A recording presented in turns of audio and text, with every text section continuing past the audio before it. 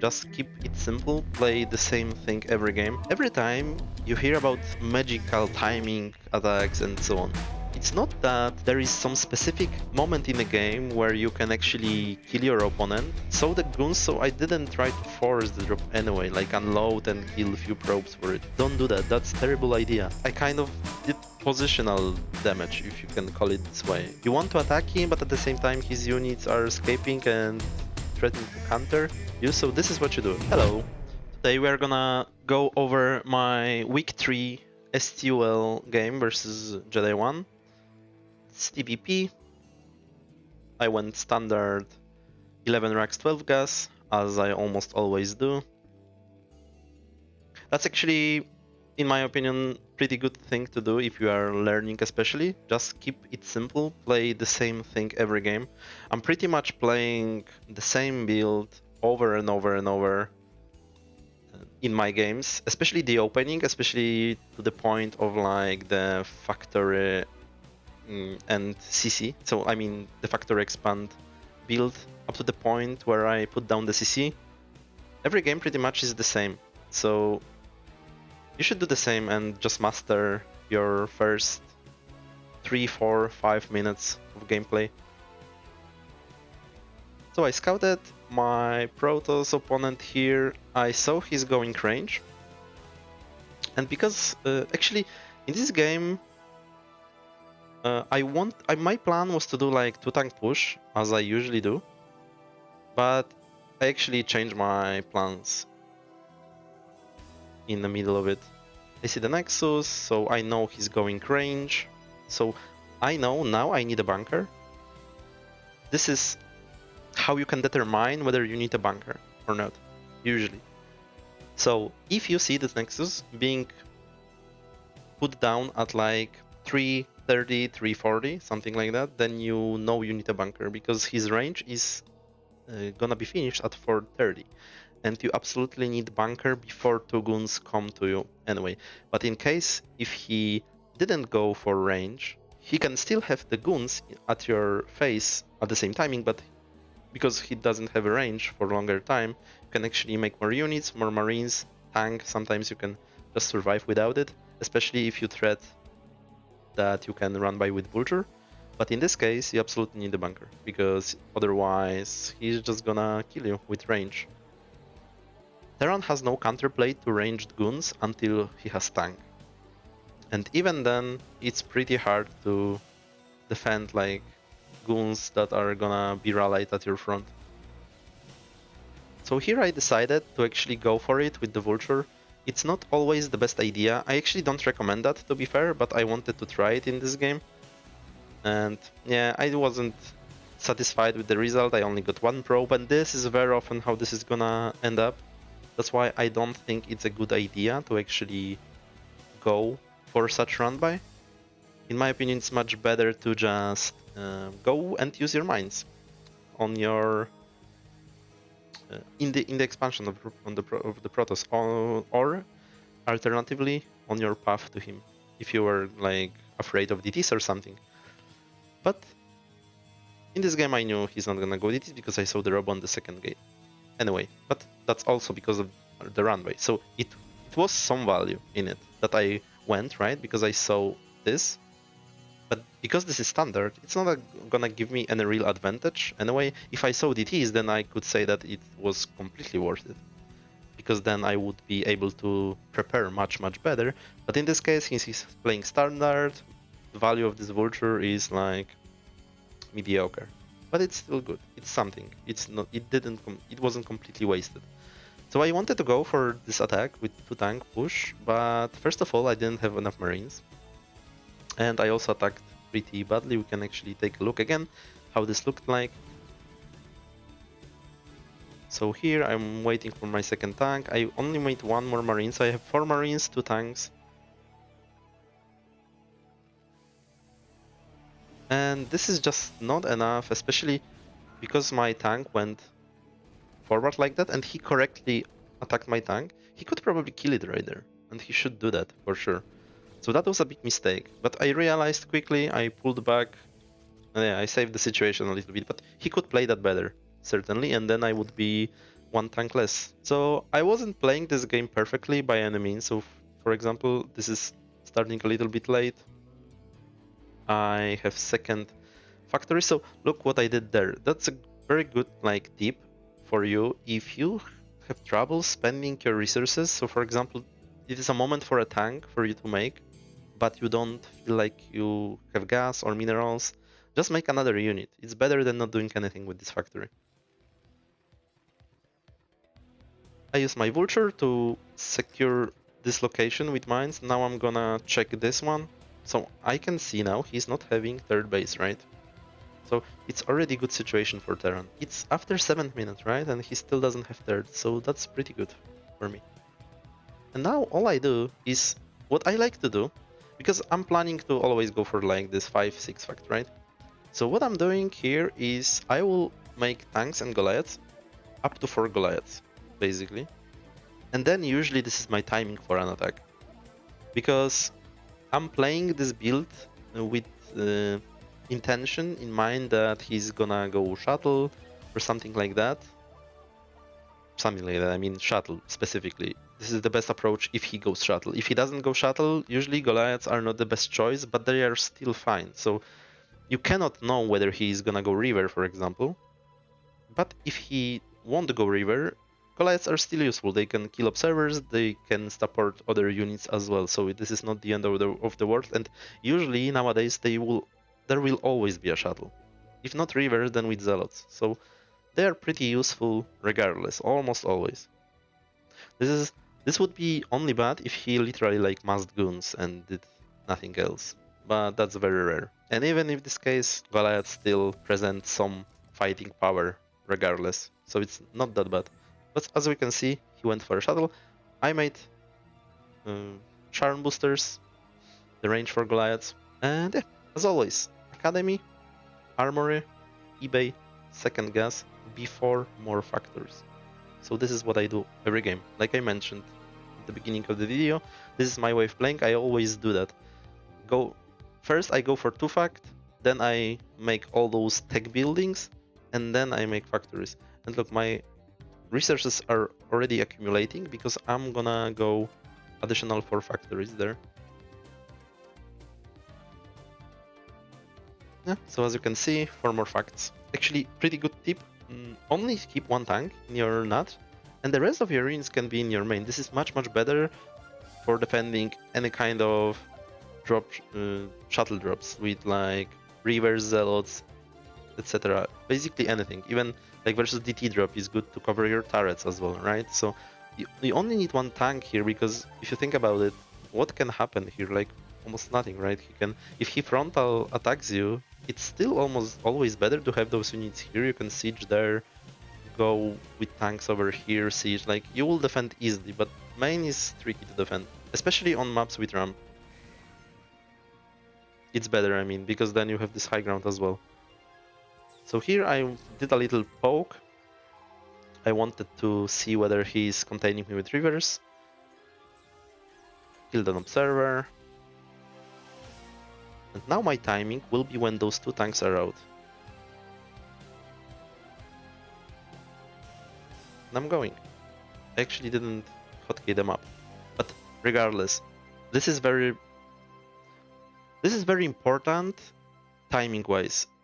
So every time you hear about magical timing attacks and so on, it's not that there is some specific moment in the game where you can actually kill your opponent. It's rather about utilizing your production properly.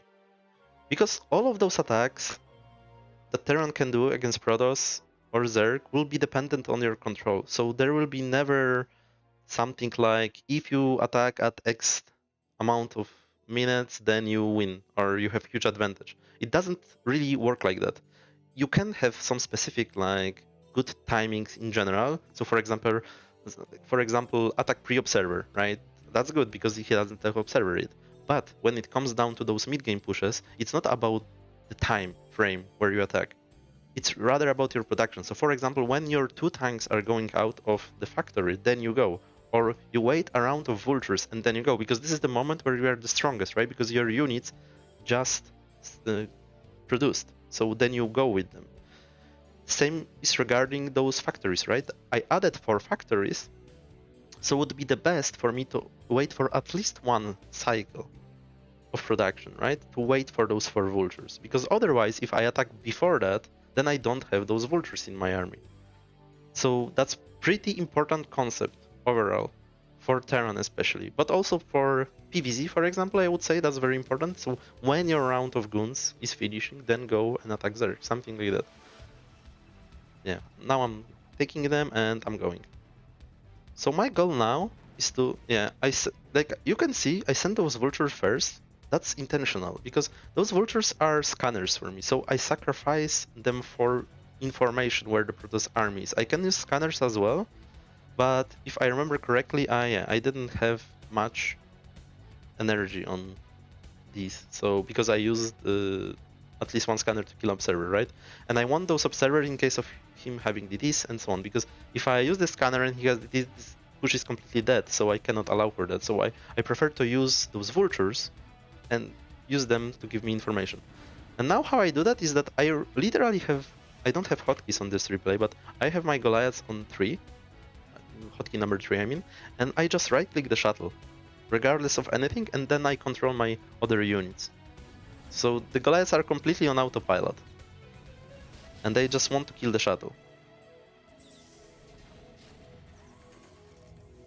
And again, like they are moving forward, so he can never freely pick up the reaver because of that. You can take the shot from the reaver, that's okay, but you have to retaliate by aggressively moving forward, sieging, and right-clicking his shuttle, and then you almost always kill the reaver or shuttle.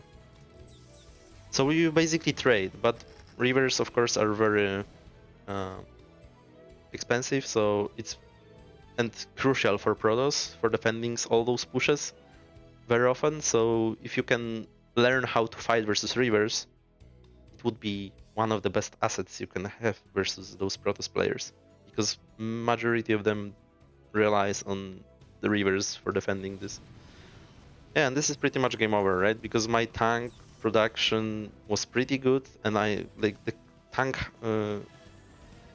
amount I accumulated is just huge for this attack. So it was very hard for him to defend that. Yeah, and that's GG. That's a simple push. I didn't do anything fancy in this game. I pretty much only used one vulture on the map. This is, I think, it laid one mine, checked for this expansion, and then I did nothing else than that. And then I just accumulated tanks and Goliaths. I made my tech production, tech buildings. Then I added production, waited for my last 2 tanks and attacked. That was it, pretty much. So, and then it was all about the control of the units after that. And this is the most important part, to be fair. You can do all of this in an optimized way, but the controlling of the units, this is something that you should focus on. And to be fair, I think nowadays, majority of players struggle with this exact element of the game, which is very hard to teach somebody. You have to analyze your own fights and think what you should do better, or ask for opinion other players. But generally, this, I think, analysis of those timing pushes for Terran is usually about how they control the units. And one last thing I like to mention, during the attack, I expand as well. That's very important. That's your plan B if this fails. Okay, let's go to another game. Okay, so we are on Attitude map in this game. And I wanted to mix things up a little bit, because usually I keep going for those factory openings, but in this game I felt like I will do a gasless expand. So my approach to gasless is that I go full grid, and if I'm countered, then I'm being countered, right? So if probe doesn't scout me, I do super greedy version of 15cc. I even go to 16 supply, then I make my depot. I make one more SCV before the marine. Now I make gas on 17, and only now I make marine. So this is my way of playing this. And I do that because usually when Protoss doesn't scout you early, it also indicates that he might not go for Zealot. which is the whole point of it. Then you take full advantage of it, and you just have huge advantage over like 23 Nexus, for example. Because if they start from Gun, they cannot do anything about it. In this game, he went for 12 Nex, so this is actually fine for me. As you can see, I have more SCVs. He didn't do the greedy version with one gateway. Nobody does that pretty much nowadays. That's why, especially when they don't scout, you end up ahead with this opening, as you can see in the worker production, because they cut probes to defend. Especially when I scouted him first, I'm pretty sure he was expecting me to rush him, so he for sure cut probes to make units, and this is exactly where my advantage is coming from. And I also like to do this build. This is something I learned a long time ago, and this is proving for me to be pretty effective up to this day. People don't very often expect that, so what I do is I make factory, only one, then I make tank and siege right away, that's very important, and then I go port right away after factory as well. And the timings are that this dropship, so usually, very often, goons will attack your bunker. Then you siege this tank, attack him once. He will go away, obviously, right? Because you have tanks, so he cannot do anything anymore. And then you unsiege, take those two vultures, because this is lining up almost perfectly. You start another tank in case he will attack eventually. And you go, and you have two vultures and a tank, and your mines are almost finished. They will be finished by the time you come to him. And this build is super good, like, I like it a lot. But he was expecting me to go for drop, and I think this is because he actually didn't scout me ever. So I think what he thought was that I'm playing standard and I didn't rush him, so I'll go for a drop to make up for it. But I just wanted to go for a drop. But this did happen that it's actually fine for me. What I like about the dropship, the crucial part about this is to not lose it. Don't, like, you saw me flying in, I saw the goons, so I didn't try to force the drop anyway, like unload and kill a few probes for it. Don't do that, that's a terrible idea. The whole point of this is to keep him in base. Like, if you cannot do any damage, at least keep it alive, so you can keep his goon in his base. Now I have complete freedom. I could even go for third base on the spot probably right now, and it would work out with very high chance, because his goons are in his base. I can do whatever I want. So I went for Armory, Academy, eBay, second gas, again, then I'm expanding my factory count. I'm looking for something to kill with the dropship, which happened to be Spylon, which he put there. So what I do here, I put some mines in case his goon are gonna come and save the pylon, and I will just kill the pylon. I basically take whatever I can, right? Now he knows that I have dropship, so it's not like he's gonna fall for any damage, but I'm trying to just kill something. And, you know, that's completely fine game for me right now. It's not like anything bad happened because I didn't do any damage with the dropship. My economy is completely healthy. I was doing SCVs all the time, so it's not like you're forced to do any economy damage with the dropship. I kind of did positional damage, if you can call it this way. It's a little bit weird, but because I'm keeping him in his base and forcing him to make cannons pretty much as well, I'm already in a good spot because of that. So I'm taking this third very easily. On this map, I think it will be the highest percentage win for PvP, because the way you can take fourth on this map is actually weird. Like, it's very easy for turn because you can build everywhere except there. I don't even know why you cannot build there. That's weird, but okay. I mean, I take this. If I can build there, that's amazing for me. So again, I did the same thing here, where I put those mines in a way, if he tries to defend, I can back my units to the dropship and escape, and he decided to attack me. I'm pretty sure he still thought that he has advantage. But of course he didn't have an advantage, and I defended very nicely over here, and I even took like 2 bases at once, because I felt so comfortable with my factory count already. As you can see, I'm building 3 tanks at once as well, so that's...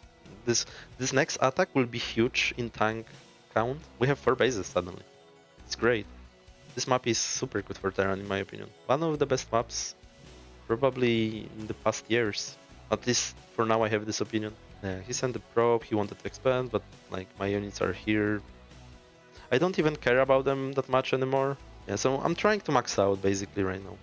And I'm waiting for my upgrades as well. So this will be like huge 200 with 2-1 upgrades attack. And you can see in supplies that I'm extremely ahead. Like Terran with 4 bases at this stage of the game, with upgrades, 2-1 almost finished, maxed out. I have like so many tanks. This is over 20 tanks I have. Okay, this is actually something you ask me quite often, and I will show what I do here. So look, I'm chasing those units because many of you have this dilemma what you should do if Protoss is just escaping you over and over, right? And you want to attack him, but at the same time his units are escaping and threatening to counter you. So this is what you do. You chase up to some point, then you lay those mines so he cannot easily come back, and you siege like 2 tanks, right? Over here. And then you unbind them from your group and you go.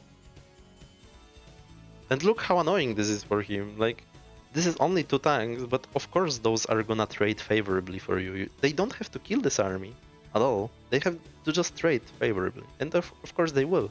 This is pure Goon army, right? If he had like more, I would put more mines and leave like 4 or 5 tanks and go up. It's the same thing. But basically this is what you do. You just zone him out, kind of. Yeah, and I don't know why he wasn't on the map with his whole army before, because now I'm at his doors already. So yeah, all I have to do is just siege. My tank count is crazy high there, and yeah, my money is crazy high. Like basically this was a very smooth macro game for me. Yeah. And that's it. Let me see what happened to those goons because I actually didn't pay attention.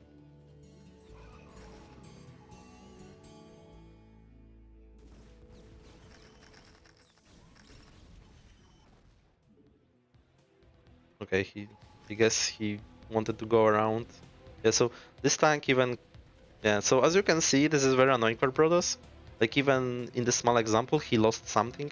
Like he lost 4 goons for 1 tank because he had to, like, he wanted to go back. Yeah, so this is what you do. Okay, that's it. Thank you for watching and see you next time. Bye bye.